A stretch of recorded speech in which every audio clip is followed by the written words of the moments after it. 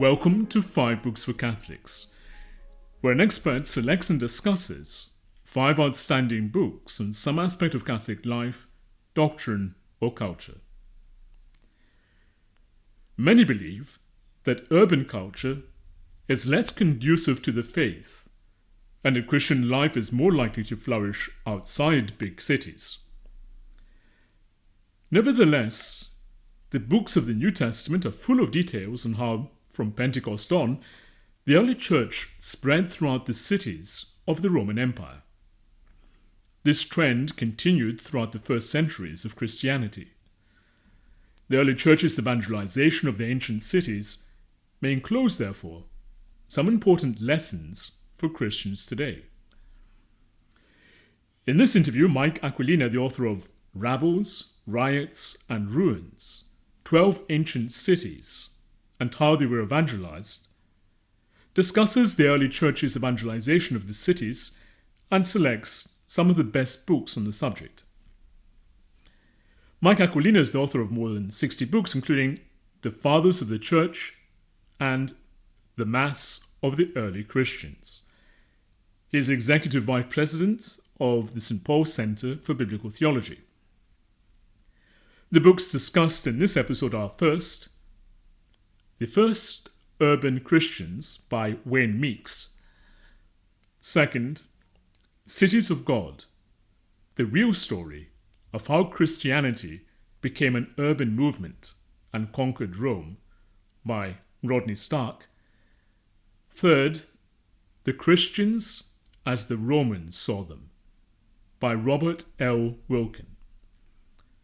Fourth, Armenia, Art, Religion and Trade in the Middle Ages, edited by Helen C. Evans. Fifth, Who Were the First Christians? Dismantling the Urban Thesis by Thomas A. Robinson.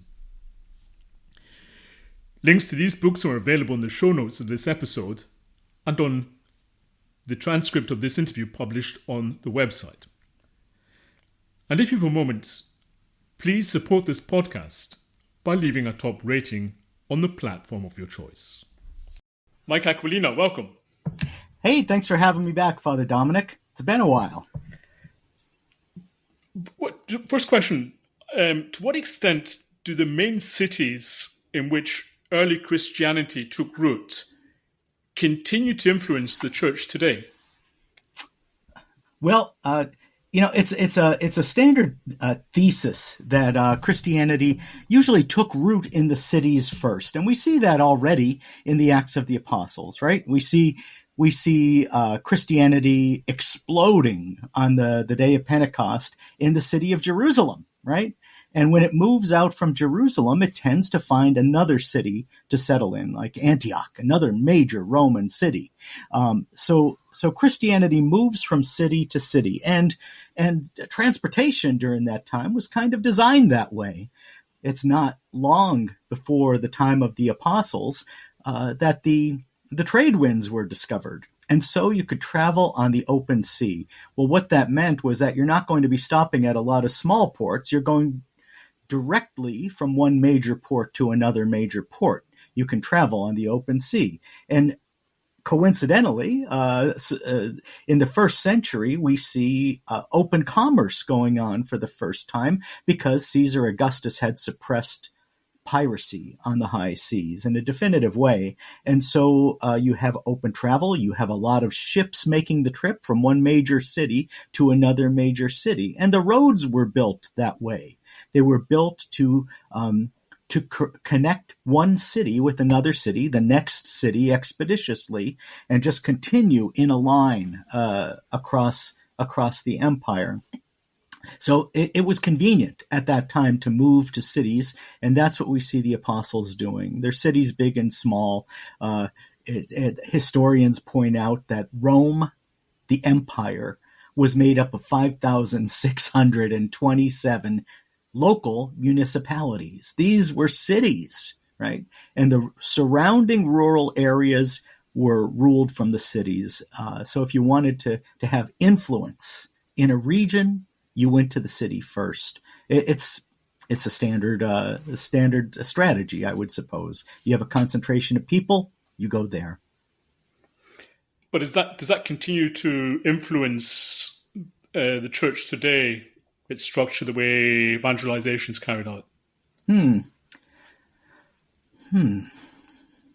Yeah, that's a good question, and I think that no matter what, we have a diocesan structure, right? That's based in cities for the most part, and so we have the church structured around cities even today.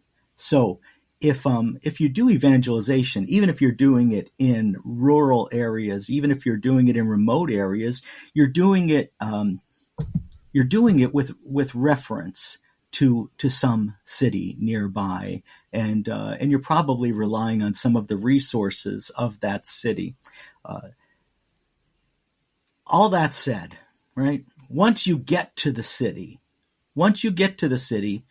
evangelization becomes person to person, and once you get to a rural area, evangelization becomes person to person. And it was that way in the ancient church as well. In Christian antiquity, evangelization didn't take place according to a method. There was no package you bought for your diocese and a technique you learned and an elevator pitch that you memorized in order to get the message across to people. It seems from all the evidence that evangelization during those times took place in the context of friendship, that people witnessed to their neighbors, people witnessed to the folks in the next booth in the marketplace. People witnessed to the people they were working with. People made friends, and then they made Christians of their friends. And we see this happening in what I consider one of the most remarkable documents of the 2nd century. It's the Octavius of Minucius Felix, and there we see 3 friends who are lawyers, and they're taking a vacation together. It's a simple document, a reminiscence, a kind of novella, and they're remembering that the author's remembering this vacation he took with his 2 lawyer friends, and how two of them went in Christian, 2 out of 3 went in Christian, and 3 out of 3 came out Christian. So he's tracking the conversion of one of his colleagues, one of his friends, and we see how witness took place in that context. Since there were no mass media at the time, books were the only mass media, and they were copied out laboriously by hand. So you can't even call them mass media, really. But books could be copied out, but it was very expensive. It was labor intensive, and it was illegal anyway. It was illegal to own those books since Christianity was a forbidden religion. So, how do you get access to people? Well, you get into their lives by means of friendship. And it's not that you're instrumentalizing friendship, but you do what comes naturally. You make friends, and then you make friends for Jesus Christ. And that's what we see happening in the course of the Octavius. That is the way of conversion in all of those cities, 5,627 of them. That's the way of conversion in the rural areas as well. It's a matter of friendship. You've just mentioned the Octavius of Minucius Felix, and you've written extensively on the Church Fathers. Is your most recent book, Rabbles, Riots, and Ruins, a survey of the world of the Church Fathers? In a sense, it is. I mean, that's what we're talking about. We're talking about the cities in which the faith took root, right? As the evangelization went out from Jerusalem. So it is a survey of the world of the Church Fathers. It's largely an urban world. It's not entirely an urban world. It's usually directed from the cities. The 12 cities you examine in Rabbles, Riots, and Ruins are Jerusalem, Antioch, Rome, Alexandria, Ephesus, Edessa, Lyon, Emyatsin, Constantinople, Milan, Ravenna, and Carthage. Why these 12? Well, I wanted to show a diversity of cities. Okay, I didn't want all of them to be the essentially Greek cities that we see in the New Testament, right? I wanted to show that Christianity reached a lot of different cultures, a lot of different civilizations, really, and it had a transforming effect on them. I think it's important to get Lyon, Lugdunum, and in there because it's a city that you don't often hear much about, and it was a little bit remote from Rome, but it was an important city for trade, and it also showed the patterns of travel in the ancient world. There's plenty of evidence of Christians moving from Smyrna, Izmir in modern Turkey, to Lugdunum, Lyon in modern France, that there was steady movement there, steady trade going on, and Christians could just piggyback on that trade, get to the new city, and evangelize it. And it seems that that's what happened. So I wanted that city to be in there. I wanted Echmiadzin to be in there because people don't know about Armenia, and it was the first Christian nation. All right. The king converted and the people converted with him. And it really did kind of establish a distinctive Christian culture. It was dependent on the Christian literature that had gone before.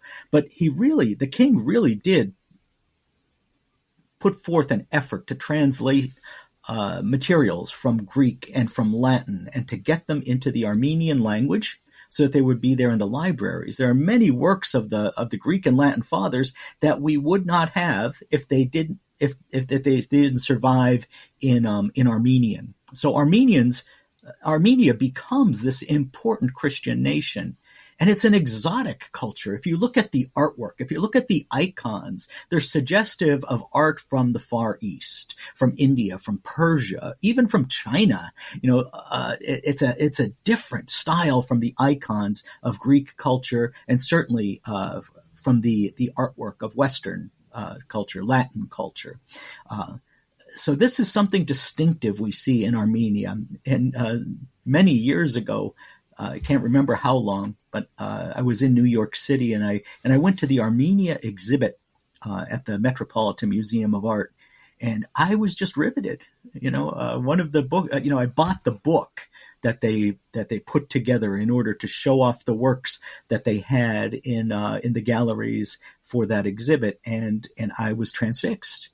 It's beautiful, beautiful art, and it shows us a world that's Christian, that's far different from our own. The Armenians have suffered so much in the last 150 years. So many Armenians have been killed through genocide perpetrated by the Turks, and they continue to suffer persecution and martyrdom down to our own time. And so in this book, I wanted to draw attention to Echmiadzin, their ancient capital and their cultural capital, for their distinctive brand of Christianity. So that's another thing. Some of the cities I chose are no-brainers. You need to have Jerusalem in there. You need to have Antioch, Alexandria, and Rome. And you need to have Constantinople. All right. So some of these are just standard. They're the cities everybody knows about. Others, like Edessa, well, that had to be in there to represent Syriac culture, because the Syriac fathers are an important part of the witness of the ancient world. They're an important part of the literature that we have from that era. So I wanted to get into Edessa as well. I don't know. It was hard to narrow down all of the cities of antiquity to 12. I'll tell you that much. I started out with a long list, and I just gradually pared it down. Every time I cut a city out of there, it hurt. One for every apostle. Yes, one for every apostle. And I knew that I had to make the book short enough so that it wouldn't appear daunting to people. Very few people would want to persevere through a book about 24 ancient cities, but I figured they could handle a dozen. They buy donuts by the dozen. You've already mentioned how the early Christians evangelized through friendship, forming friendships. Are there any other lessons we can learn from them on how to evangelize the cities in which we live? Well, I'd recommend that you read Rodney Stark's book, The Rise of Christianity, because I think he nails it. He saw that Christians differed from the wider culture in the way they treated women and in the way they treated children, in the way they experienced family life, the way they pursued family life. And these are very important factors. The hand that rocks the cradle rules the world, but that's a Christian world that it rules. And we can see that that Christianity was attractive to women in antiquity, that many of the converts to Christianity were women. Sometimes the church fathers even complain about that their congregations are too much made up of women, right? But, women make the church attractive to men. They really do. There was a shortage of marriageable women in all of these cities because all of these cities, with the exception of Jerusalem, practiced infanticide, female infanticide, because women were seen as a drag on the family economy. You had to provide a dowry for a woman, and you had to support her through all the years she was in your household, and she was never going to make the kind of money. She was never going to have earning power in the Greco-Roman economy. So many women, or many girls, many females were killed at birth. They were killed by drowning or they were exposed at the town dump. And we have ample evidence for this from the ancient world. We found baby dumps at Ashkelon in the Holy Land, in Scotland, and in Athens. 3 large baby dumps in widely dispersed points, and we find that the bones there, sometimes of more than 1,000 babies, we find that the bones there are mostly bones of female children, female babies. So when you practice that kind of child murder, you end up with a shortage of marriageable women, and that's what was going on in the time of early Christianity. And women were attracted to the church because they saw that Christian women did not have to undergo these traumas, right? And there was a different marriage economy as well in Christianity because Christians condemned child marriage, which was commonly practiced in the Roman world. There were many advantages to becoming Christian for a woman. So Stark mentions the treatment of women. He also mentions the idea of charity, which was very attractive. And we find the Christians almost boasting about this in some of their works. Tertullian especially talks about the practice of kindness among Christians, that Christians took care of each other. Christians took care of others. Cyprian insisted that Christians need to take care even of their pagan neighbors, their pagan persecutors during the 3rd century, during a time of plague. So we can do what these ancients did. We can practice charity. We can be neighborly to those who are around us, and this will make a difference. This will make a huge difference if we take the effort to make these deep connections. And we need to make the effort today. See, back then, you had to know the people who lived around you. Most of your lives were lived outside the house, and they were lived in contact with other people. If you wanted to know the news, well, then you had to go down to the town square. You had to go to the marketplace. You had to go to the forum and listen to what other people were saying. That was the only way to get news. There was no radio, no TV. There was no internet to get news. So you had to come into contact with other people. That's not the world we live in today. If you live in the suburbs, you might come into your garage and the garage door goes down, and then you don't come out again until the next morning, and you live all of your social life somewhere else. So maybe you don't know the names of your next door neighbors. To me, that's a disorder. Christians should be out there. They should be meeting the people around them. And if the people resisted at first, that's okay. At least you're on the radar. At least they know who you are, and they know that they can go to you in a time of need. This is such an important thing for Christians to do right now. Friendship is not coming naturally to moderns, all right? And friendship is a social reality. It's a natural institution that's disappearing. Longitudinal studies have demonstrated this, that people today, many people today, report that they don't have a single person to whom they can confide their deepest concerns, their deepest thoughts. They don't have a friend We need to be out there and to be friends. This is a time of famine, and the famine is loneliness. This is a time of epidemic, and the epidemic is loneliness. People are hungry for friendship, and we can provide it.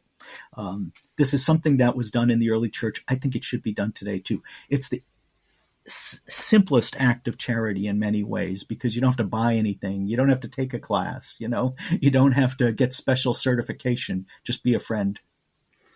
That ties in with something I was going to ask you about, because, as you mentioned, the early Christians live in a world which is very different from our digital age.